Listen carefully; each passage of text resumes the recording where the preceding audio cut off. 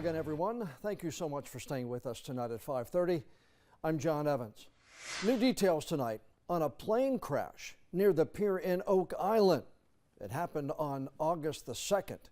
The National Transportation Safety Board has just released its preliminary report into what happened that day. WECT's J.C. Caldwell is digging into that report for us tonight. So what did you find out, J.C.?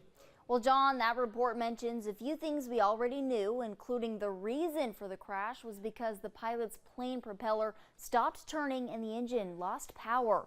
But now we know the details leading up to that moment. This video was just before the crash, and then now this video is showing as the crash happens from the pilot's GoPro footage. In the report, it says the plane had recently undergone lengthy maintenance, and this was the second flight after the repairs.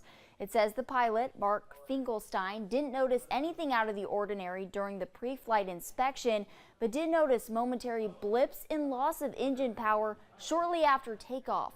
The report says that wasn't unusual for Finkelstein, though it would typically last less than a second and stop once the airplane leveled off.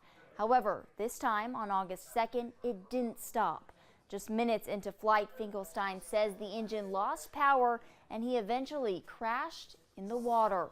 Now, Finkelstein was rescued by nearby first responders within minutes, and a post-accident examination of the wreckage shows the airplane had damage to both the wings. The pilot's only injury was a cut on his leg. J.C. Caldwell, WECT News.